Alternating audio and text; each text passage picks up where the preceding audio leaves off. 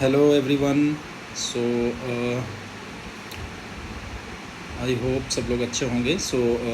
Last class में हमने पढ़ा था कि एडमिनिस्ट्रेशन कैसा था, लाइक ड्यूरिंग द दिल्ली सल्तनत, मुग़ल एम्पायर के टाइम पे हमारा एडमिनिस्ट्रेशन कैसा था। उस टाइम पे एडमिनिस्ट्रेटिव फ्रेमवर्क क्या हुआ करता था, वो चीज़ हमने पढ़ी। And now we are moving towards कि पीपल्स लाइव्स कैसी थी, लाइक लोगों की रोज़मर्रा ज़िंदगी कैसे थी, कैसी गुजर रही थी उस टाइम पे। ये चीज़ें हम आज की क्लास में हम पढ़ेंगे, ठीक है। स्टार्ट करते हैं, let's start. Despite shifting political powers between the 13th and 17th century, India witnessed vibrant economic activities thanks to its agrarian foundations, thriving artisanal industries, community-based and temple-based economies, and extensive trade networks. यहाँ ये कहने का मतलब है कि जब political powers के shift होने के बावजूद भी जो 13वीं से लेकर 17वीं शताब्दी तक जो था, पॉलिटिकल पावर्स बहुत ज़्यादा शिफ्ट हुआ, जैसे कि दिल्ली सल्तनत से मुग़ल की तरफ शिफ्ट हुआ। उस बीच में भी इंडिया ने बहुत सारा इकोनॉमिक एक्टिविटीज़ में विटनेस करा, बहुत सारा प्रोग्रेस हुआ। उसके लिए सबसे बहुमूल्य और महत्वपूर्ण आप कह सकते हो जिस चीज़ का रोल रहा, वो हमारा एग्रीकल्चरल पार्ट, एग्रेरियन था। एग्रीकल्चरल पार्ट में हमारा बहुत इकोनॉमिक एक्टिविटीज़ में एग्रीकल्चर का बहुत बड़ा रोल रहा। आर्टिसनल्स जो इंडस्ट्रीज़ होते हैं, जो आर्टिस्ट बेस्ड जो इंडस्ट्रीज़ होते हैं, जैसे क्राफ्ट, हैंडीक्राफ्ट, ये सब सारी छोटी छोटी बुनकर वगैरह, वीवर्स वगैरह की इंडस्ट्री हो गई।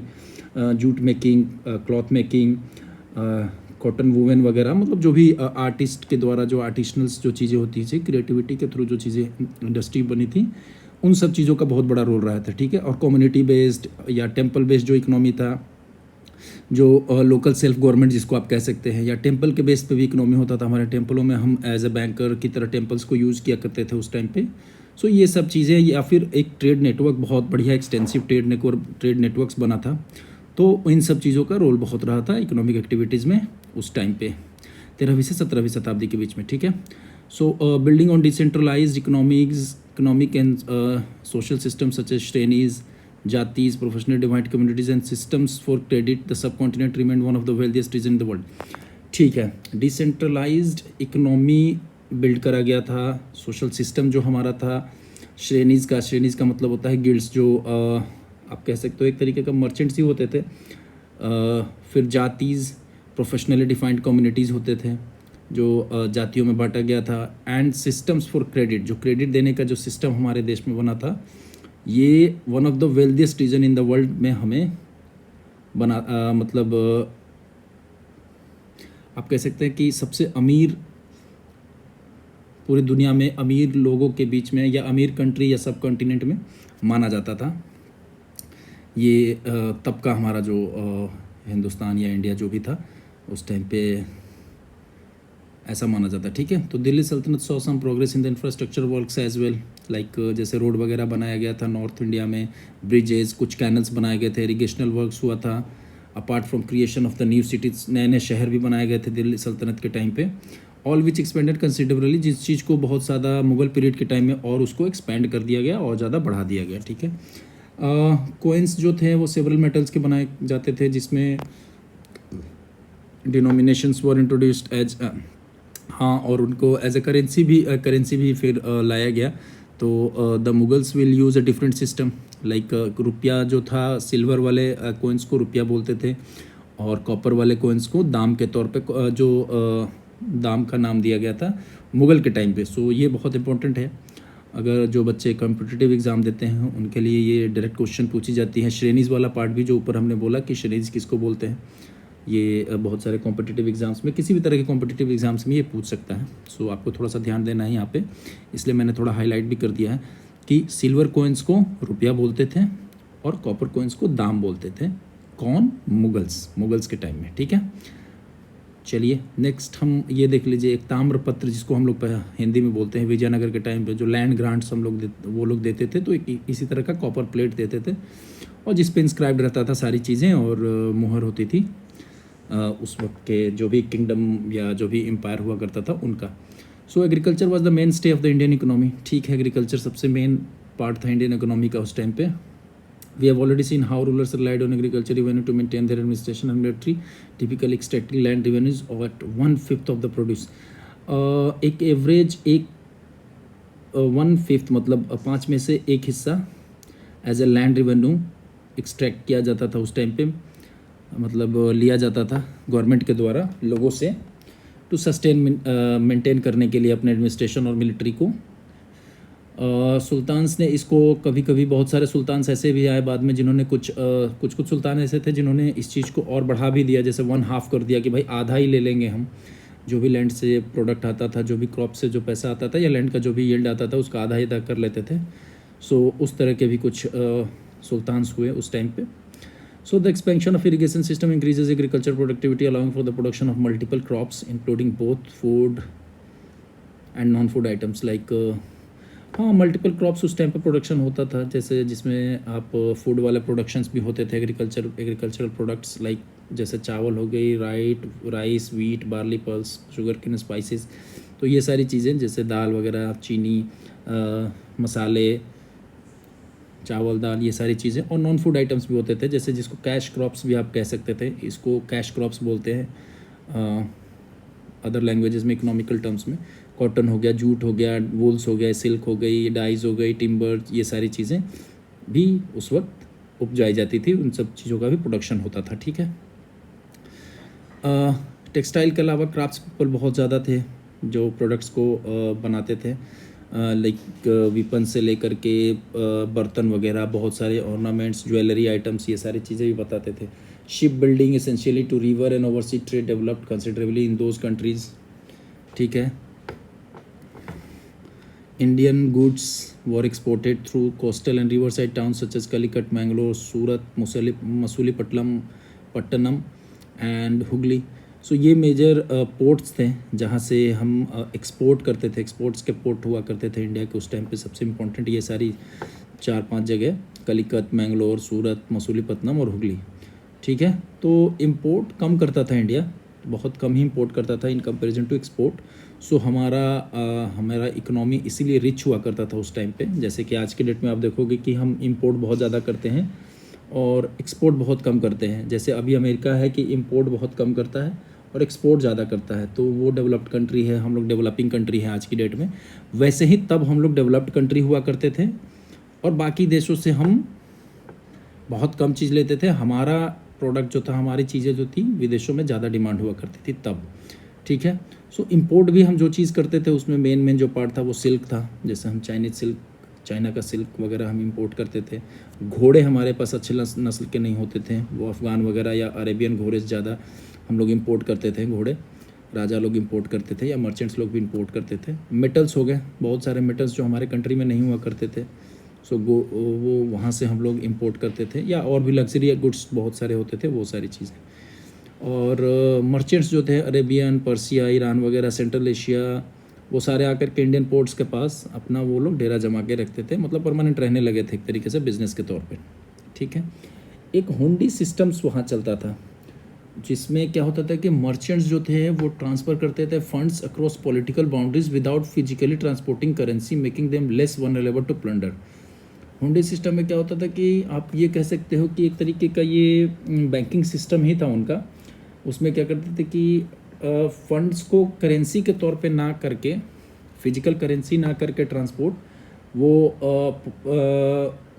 फंड्स को पॉलिटिकल बाउंड्रीज जो होते थे without physical transporting currency making them less, वो उस हुंडी सिस्टम के थ्रू ट्रांसफ़र कर लेते थे सारे फंड्स को अपने एरियाज़ में या फिर एक एरिया से दूसरे रीजन में विदाउट एनी फिजिकल करेंसी। तो एक तरीके का बैंकिंग सिस्टम आप कह सकते हो था हुंडी सिस्टम। ठीक है, traders communities such as Marwadi become adept to operating across the different political regimes, developing parallel systems of credit and trust। Marwaris वगैरह ट्रेड कम्युनिटीज़ बहुत सारे थे जो पैरेलल एक system of credit and trust वो लोग बना देते थे। जैसे वो डेप्ट देते थे, मनी लेंडर बन गए एक तरीके से आप कह लो, कि जिसको उधार की ज़रूरत है वो उन्हें उधार देते थे और जिनको उधार की ज़रूरत नहीं है उनसे मतलब पैसे लेकर के इन्वेस्ट करते थे। बड़े लोगों से इन्वेस्टमेंट ले लेते थे और छोटे लोगों में बांट देते थे जिनको ज़रूरत होती थी। तो वो एक तरीके का मर्चेंट्स हो गए, वो लोग थे। तो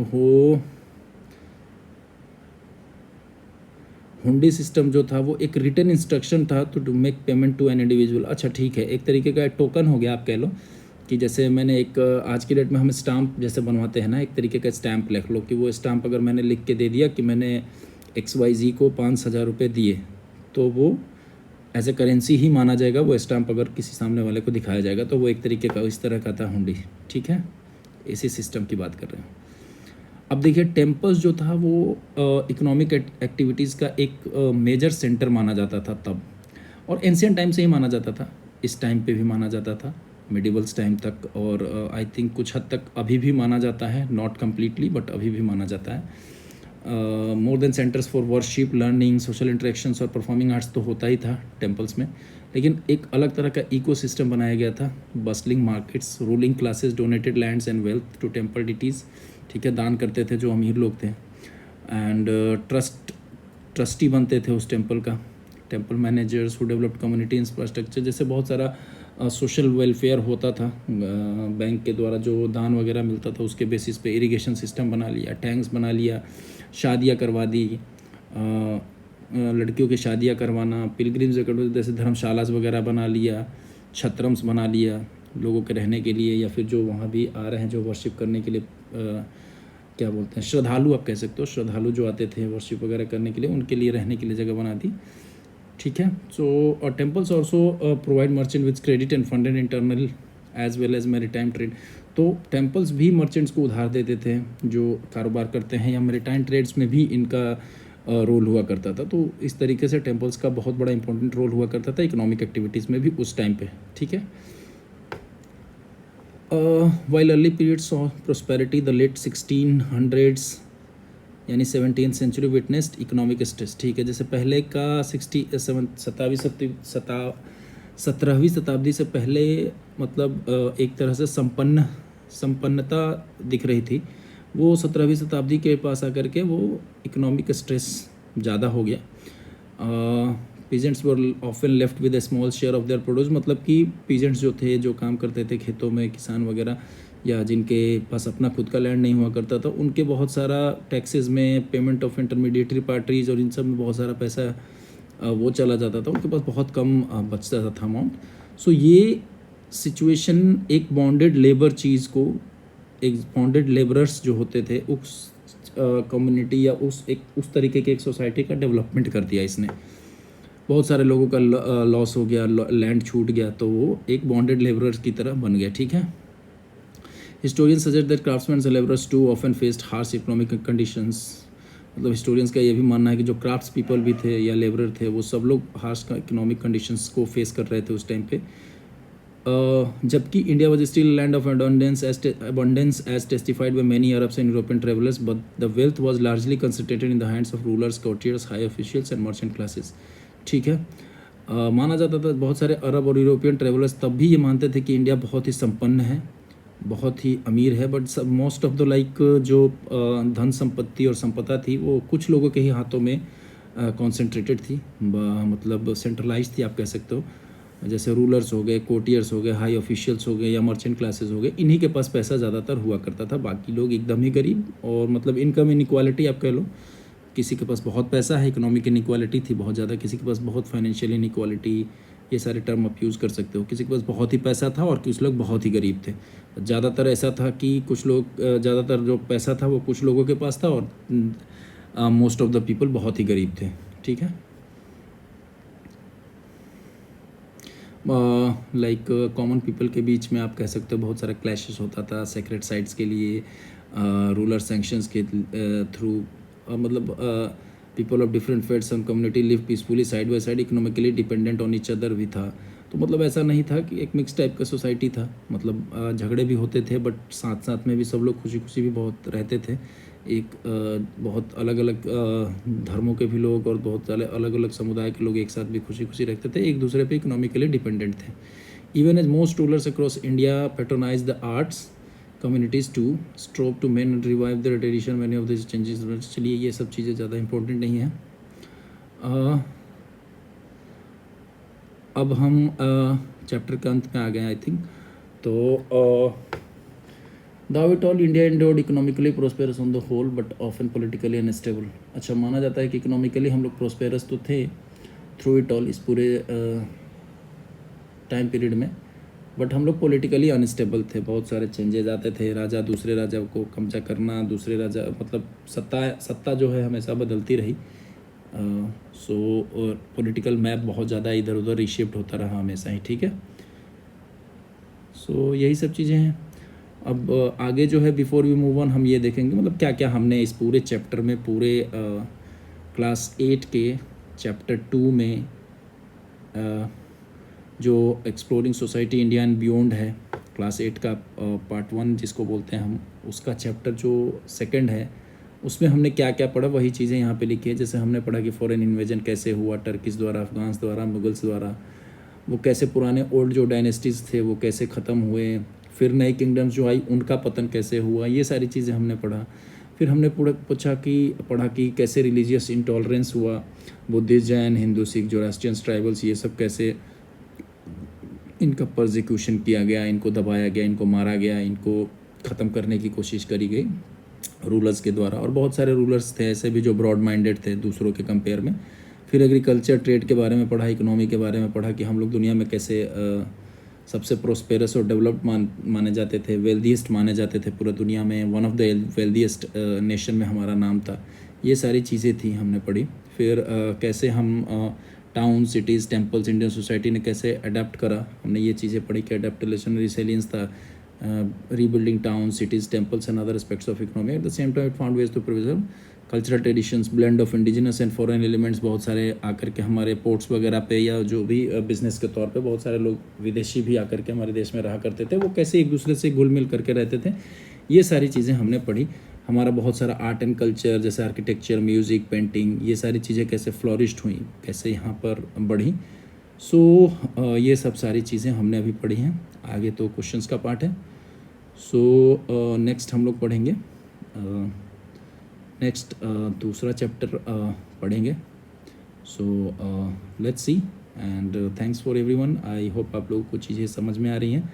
सो आप लोग कमेंट करके भी बता सकते हैं, आप जैसे भी चाहें मुझे सजेस्ट कर सकते हैं, कुछ कमेंट करके आप बता दीजिए। If you want to interact with me, मैं आपको अपना नंबर भी दे दूंगा या something like that, so that you can get in touch with me. बाकी I think everything is good from my side. Thanks. Thank you. Bye bye. Have a great day.